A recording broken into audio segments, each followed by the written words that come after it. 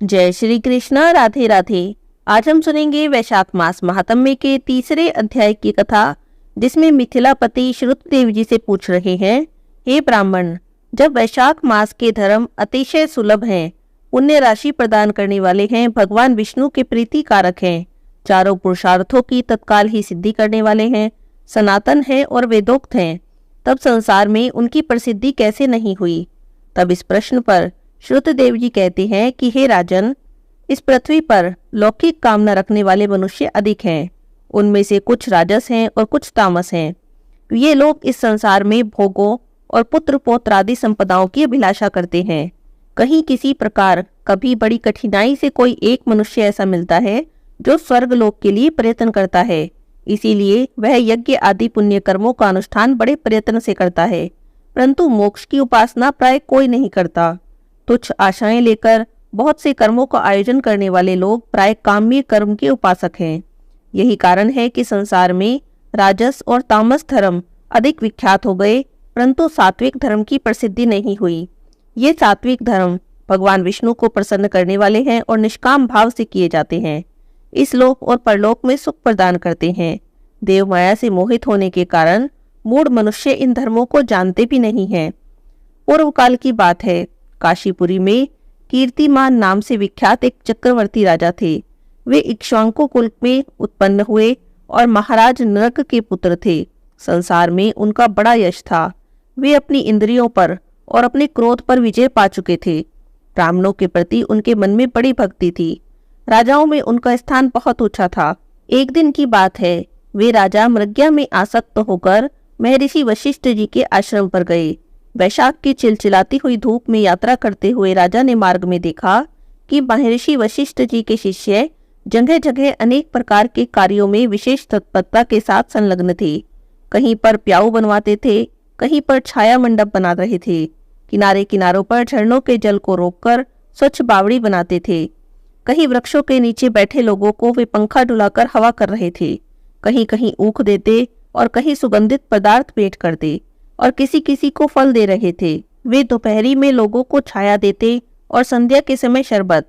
कोई शिष्य घनी छाया वाले वन में झाड़ बुहार करके साफ किए हुए आश्रम के प्रांगण में हितकारक पालुका बिछाते थे और कुछ लोग वृक्षों की शाखा में झूला लटकाते थे। उन्हें देखकर राजा ने पूछा कि आप लोग कौन हैं और ये सब क्या कर रहे हैं। तब उन्होंने उत्तर दिया कि हम लोग महर्षि वशिष्ठ के शिष्य हैं। राजा ने फिर पूछा कि ये सब क्या हो रहा है, आप लोग क्या कर रहे हैं। तब वे कहने लगे कि ये वैशाख मास के कर्तव्य रूप से बताए गए धर्म हैं, जो धर्म, अर्थ, काम और मोक्ष चारों पुरुषार्थों के साधक हैं। हम लोग गुरुदेव की आज्ञा से इन धर्मों का पालन करते हैं। तब राजा ने पूछा कि इसके अनुष्ठान से मनुष्य को कौन सा फल मिलता है और किस देवता की प्रसन्नता होती है। तब उन्होंने उत्तर दिया कि हमें इस समय यह बताने के लिए अवकाश नहीं है। आप गुरु जी से ही यथोचित प्रश्न कीजिए। वे महर्षि इन धर्मों को यथार्थ रूप से जानते हैं।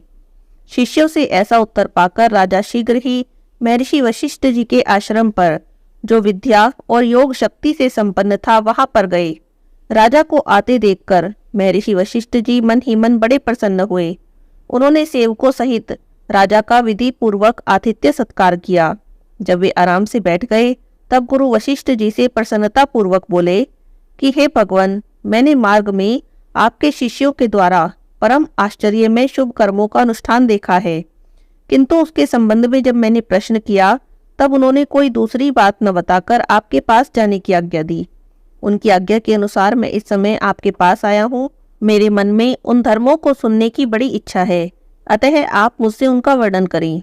तब महायशस्वी वशिष्ठ जी ने प्रसन्नता पूर्वक कहा, हे राजन, तुम्हारी बुद्धि को उत्तम शिक्षा मिली है, अतः उसने यह उत्तम निश्चय किया है।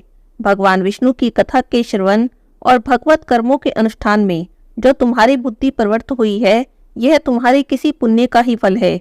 जिसने वैशाख मास में बताए हुए महाधर्मों के द्वारा भगवान श्री हरि की आराधना की है, उसके उन धर्मों से भगवान बहुत ही संतुष्ट होते हैं और उसे मनोवांछित वस्तु प्रदान करते हैं। संपूर्ण जगत के स्वामी भगवान लक्ष्मीपति समस्त पाप राशि का विनाश करने वाले हैं। वे सूक्ष्म धर्मों से प्रसन्न होते हैं, केवल परिश्रम और धन से नहीं। भगवान विष्णु भक्ति से पूजित होने पर अभिष्ट वस्तु प्रदान करते हैं।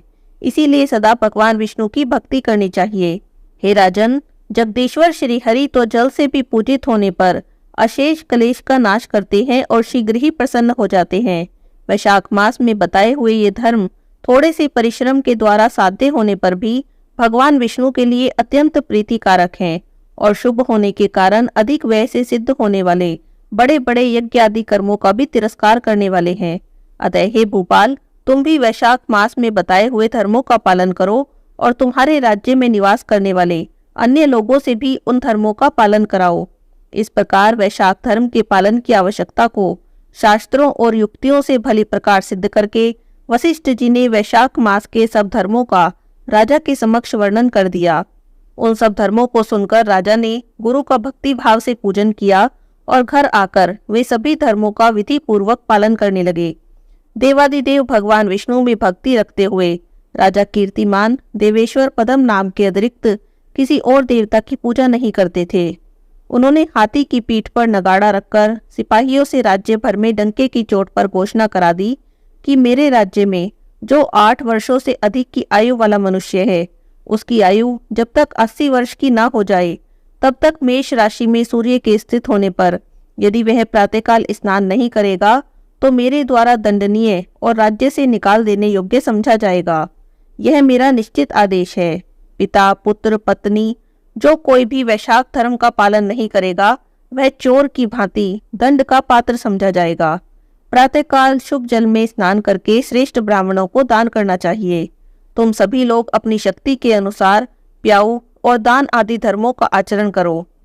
राजा कीर्तिमान ने प्रत्येक ग्राम में धर्म का उपदेश करने वाले एक एक ब्राह्मण को बसाया। 5-5 गांवों पर एक एक ऐसे दंडाधिकारी की नियुक्ति कर दी जो धर्म का त्याग करने वाले लोगों को दंड दे सके। उस अधिकारी की सेवा में 10-10 घुड़सवार रहते थे। इस प्रकार राजा के शासन से सर्वत्र और सब देशों में धर्म का पौधा प्रारंभ हुआ और आगे चलकर खूब बड़े वृक्ष के रूप में परिणित हो गया। उस राजा के राज्य में जो लोग मर जाते थे वे भगवान विष्णु के धाम को जाते थे। वहां के मनुष्यों को विष्णु लोक की प्राप्ति होती थी। एक बार भी वैशाख स्नान करने से मनुष्य यमराज के पास नहीं जाता। अपने धर्मानुकूल कर्म में स्थित हुए सब लोग विष्णु लोक में चले जाने से यमपुरी के सब नरक खाली हो गए। वहां पर एक भी पापी प्राणी नहीं रह गया। वैशाख मास के प्रभाव से यमपुरी के मार्ग की यात्रा ही बंद हो गई। सब मनुष्य दिव्य आकृति धारण करके भगवान के धाम में जाने लगे। देवताओं में जो लोक हैं वे सभी शून्य हो गए। स्वर्ग और नरक दोनों शून्य हो जाने पर एक दिन नारद जी ने धर्मराज जी के पास जाकर कहा, ये धर्मराज जी, आपके इस नरक में अब पहले जैसा कोलाहल सुना ही नहीं पड़ता।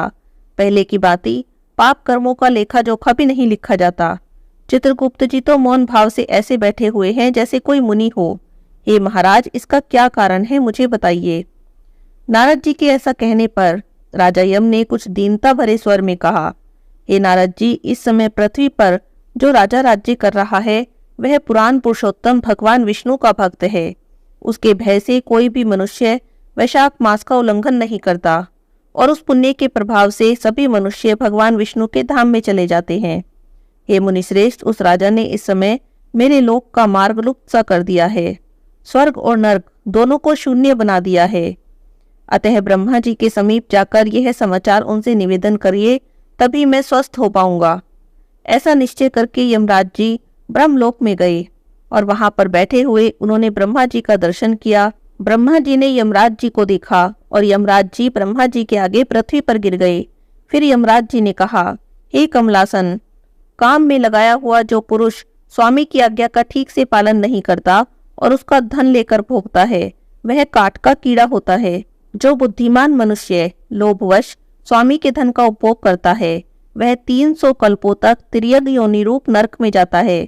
जो कार्य में नियुक्त हुआ पुरुष कार्य करने पर समर्थ होकर भी अपने घर में बैठा रहता है वह बिलाल होता है।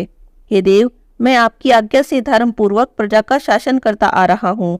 मैं अब तक मुनियों और धर्म शास्त्रों का कथनानुसार पुण्यात्माओं को पुण्य के फल से और पापात्माओं को पाप के फल से संयुक्त किया करता था, किंतु अब मैं आपकी आज्ञा का पालन करने में असमर्थ हो गया हूँ। कीर्तिमान के राज्य में सभी लोग वैशाख मास के पुण्य कर्मों का अनुष्ठान करते हैं। पितरों और पितामहों के साथ वैकुंठ धाम में चले जाते हैं। फिर उनके मरे हुए पितृ और माता मह भी विष्णु लोक में चले जाते हैं। इतना ही नहीं, पत्नी के पिता, ससुर आदि भी मेरे लेख को मिटाकर विष्णु लोक में चले जाते हैं। हे देव, बड़े बड़े यज्ञों के द्वारा भी मनुष्य वैसी गति नहीं पाता जैसी वैशाख मास से मिल जाती है। संपूर्ण तीर्थों से, दान आदि से, तपस्याओं से, व्रतों से और संपूर्ण धर्मों से मनुष्य उस गति को नहीं प्राप्त करता जो वैशाख धर्म में तत्पर हुए मनुष्य को प्राप्त हो रही है। वैशाख में प्रातःकाल स्नान करके देव पूजन करने से, मास महात्म्य की कथा का श्रवण करने से और भगवान विष्णु को प्रिय लगने वाले तदनुकूल धर्मों का पालन करने से मनुष्य एकमात्र विष्णु लोक का स्वामी हो जाता है। और जगतपति भगवान विष्णु के लोक की तो मेरी समझ में कोई सीमा ही नहीं है, क्योंकि सब ओर से कोटि कोटि प्राणियों का समुदाय वहां पहुंच रहा है, तो भी वह भरता ही नहीं। इस संसार में पवित्र और अपवित्र सभी लोग राजा की आज्ञा से वैशाख मास के धर्मों का पालन कर रहे हैं और विष्णु लोक में जा रहे हैं। हे लोकनाथ, उसकी प्रेरणा से संस्कारहीन मनुष्य भी वैशाख स्नान मात्र से वैकुंठ धाम को चले जाते हैं। यह केवल भगवान विष्णु के चरण की शरण लेने वाला है। जान पड़ता है वह समस्त संसार को विष्णु लोक में पहुंचा देगा। जो पुत्र धर्म, अर्थ, काम और मोक्ष के प्रतिकूल चलता है, वह पृथ्वी पर माता के पेट से पैदा हुआ रोग है। यह अधम पुरुष अपनी माता का घात करने वाला कहा जाता है, किंतु राजा कीर्तिमान की माता और उनकी पत्नी का पुण्य संसार में विख्यात है।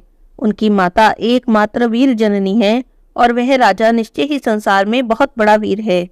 जिस प्रकार राजा कीर्तिमान मेरी लिपि को मिटाने में उदित हुआ है, ऐसा उद्योग पुराणों में और किसी का नहीं सुना गया। भगवान विष्णु की भक्ति में तत्पर हुए राजा कीर्तिमान के सिवा किसी दूसरे को मैं नहीं जानता जो डंका बजाकर घोषणा करते हुए लोगों को ऐसी प्रेरणा देता हो और मेरे लोक का मार्ग विलुप्त करने की चेष्टा कर रहा हो। आगे ब्रह्मा जी ने यमराज जी से क्या कहा, हम अगले अध्याय की कथा में सुनेंगे। आज के अध्याय की कथा यहीं पर समाप्त होती है। बोलिए कृष्ण भगवान की जय हो।